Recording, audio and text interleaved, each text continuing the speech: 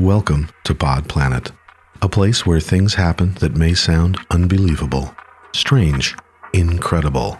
If you've ever wondered if you were weird or strange or the odd man out, these stories will restore your belief that there are indeed people out there who are weirder, stranger, and odder than you ever imagined. Perhaps you'll find some comfort in that. Bear in mind, every story from Pod Planet is between 83 and 100% true. These are stories we have experienced, survived, and lived to tell about. Let us begin.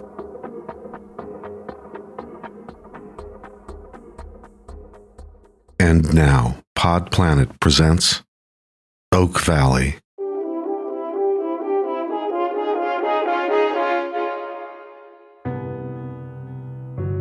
My name is Riley Odell. I'm 17, and I can't remember a time without the internet. In history class, we studied the pre-internet age. Hard to believe, but before 1993, there was no internet. No texting, no YouTube, no Craigslist, no Snapchat, no Instagram, no iHookup, no Plenty of Fish, no WhatsApp, no Xmatch, no Hinge, no Bumble, no Meetup, no Adult Friend Finder, no Vine, no Grindr, no YouNow, no OkCupid. And no Facebook. No nothing. They say in the pre-internet age, no one knew what was going on. People were always late. People used maps, but still got lost. And without social media, the people were often bored, if not hella miserable. At age 6, I was diagnosed with ADHD. Oh, yep. What was I saying? Oh yeah, my besties are Haley and Brooke. We grew up together and were all seniors in the gifted program at Oak Valley High, the main high school in the gated community of Oak Valley.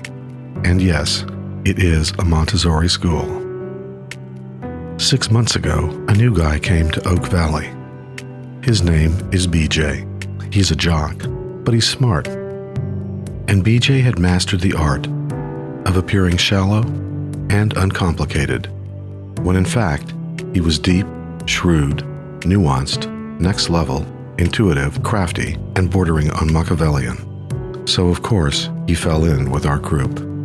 3 months after BJ arrived, he and Haley started having sex, and stuff like that. And everything was super cool, even though Haley was admittedly bi-curious and preferred the pronouns they and their to she and her, and blah blah blah.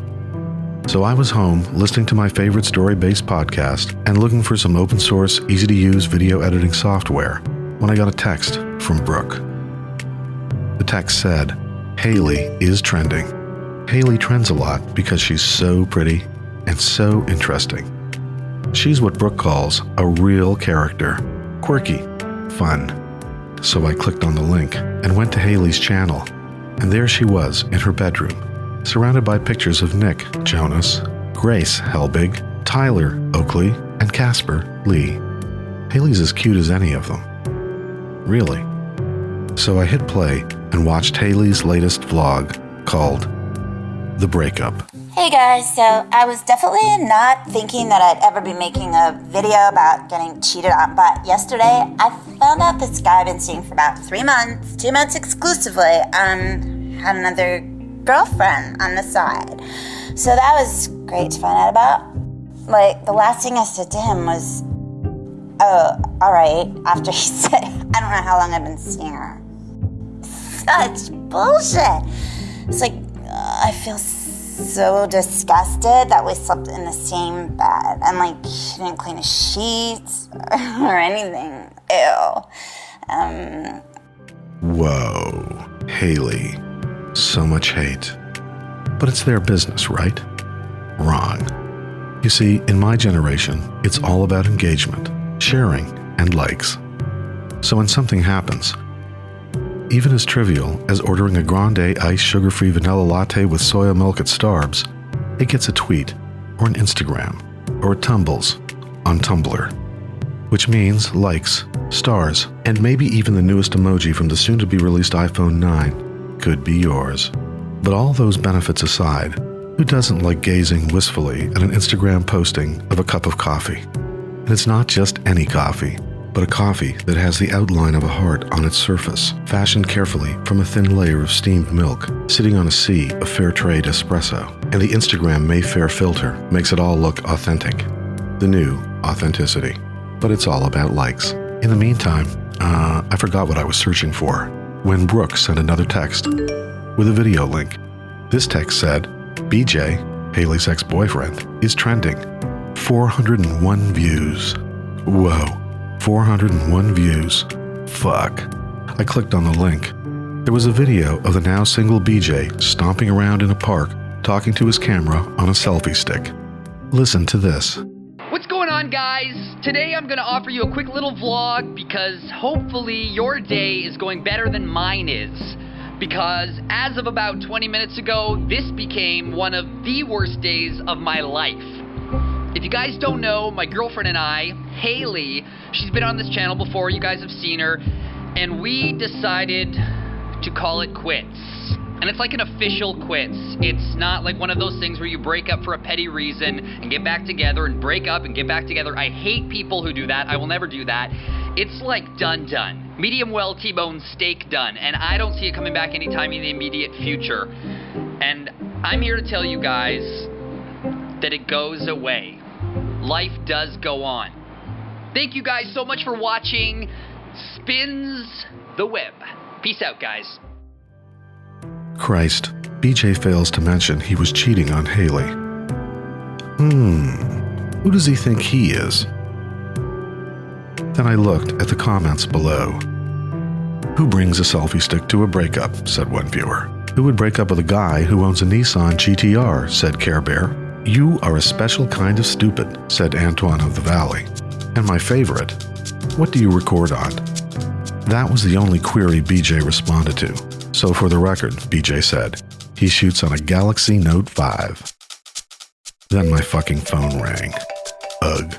I hate talking on the phone, but it was Brooke, so it was like, okay, I guess. Hey Brooke, I said, and Brooke's like, what's up, bitch? And I go, I just saw BJ's video, and I'm thinking, and Brooke's like, are you alone? And I go, yeah, I'm alone. And Brooke's like, because it sounds like someone's with you. And I go, I was just listening to a podcast. And Brooke's like, oh yeah, Night Vale, This American Life, Memory Palace, The Kitchen Sisters? And I go, no, Pod Planet. And Brooke's like, ew, is that show with that stupid know-it-all host who goes on and on about his entitled childhood and the inherent hypocrisy of the American experience? I like it, I said. It's stupid. I hate public radio. Look, we have to talk about Haley and BJ. Can you meet me at the Racquetball and Lawn Club in 20? Absolutely, I said. And Brooke hung up. There is no better place to experience the melancholy of affluence than the Oak Valley Racquetball and Lawn Club. And that's where Brooke and I arrived 20 minutes later. For most teenagers, seeing friends go through a breakup is no big deal.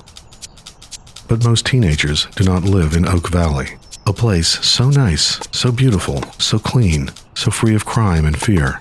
None of us ever leave. No, because instead, we spend our days online ordering clothes from J.Crew and posting comments and likes on every little drama, opinion, theory, complaint, picture, makeup, hair, or workout tip, trending song, TV or web series, music video, vlog or podcast, tweet, or breakup video. But these days, there are so many breakups and breakup videos, it's getting harder and harder to make sense of anything. So here I am, sitting with Brooke on the shaded balcony of the club, trying to figure it all out. But Haley's such a nice girl, and BJ's so smart. It pains me to see him act so dumb. Yet all Brooke and I can do is stare into space and search for answers, something, anything, to make this make sense.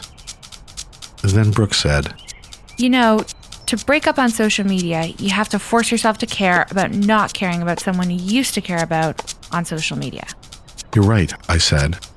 Maybe Haley can channel her anger into something creative, the same way Taylor Swift channels her anger into her music.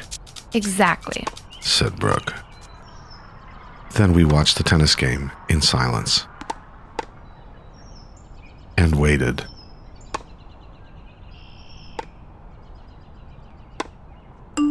And there it was. The text we'd all been waiting for. It felt like a new day. Like, the last thing I said to him was, "Oh, alright," after he said, "I don't know how long I've been seeing her." As of about 20 minutes ago, this became one of the worst days of my life. If you guys don't know, my girlfriend and I, Haley, she's been on this channel before, you guys have seen her, and we decided to call it quits. Such bullshit. It's like done. Medium well T-bone steak done, and I don't see it coming back anytime in the immediate future. It's like, I feel so disgusted that we slept in the same bed, and like, she didn't clean the sheets or anything. Ew. And I'm here to tell you guys that it goes away. Life does go on.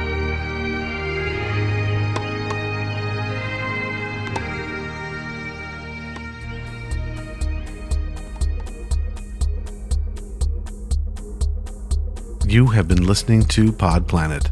Pod Planet is written and produced by Peter McHugh and Clive Desmond. This week's episode, Oak Valley, features guest stars Wendy Lands as Haley, Carter Hayden as BJ, and Zoe Sky Jordan as Brooke. You can find out more about the amazing Wendy Lands, the fantastic Carter Hayden, and the incredible Zoe Sky Jordan on the episode credits section of our webpage.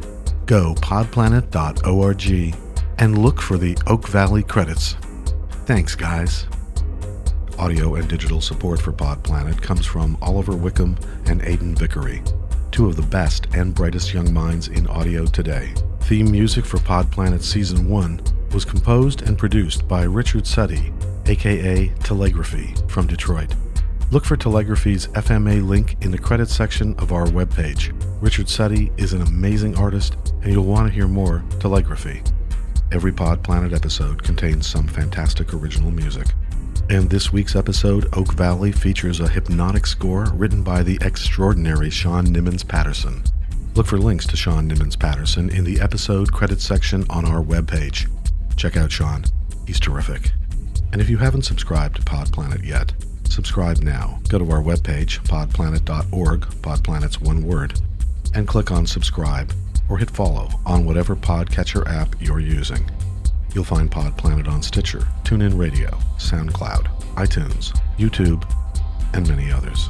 And follow Pod Planet on Twitter, Facebook, and Instagram. Links on our webpage. Pod Planet is part of PRX, the Public Radio Exchange. So if you're a radio station that would like to add Pod Planet to your schedule, look us up at prx.org. PRX can set it all up. We love to hear from listeners, so please leave your thoughts or questions in the comments section on our webpage. And be sure to recommend Pod Planet to your friends. Send them our link, podplanet.org. Pod Planet would like to thank Lydia, Lola, and Tattoo Sound and Music in Toronto, as well as extra special thanks to Monique Kelly for her guidance, insight, and never-ending support. This is Pod Planet Season 1.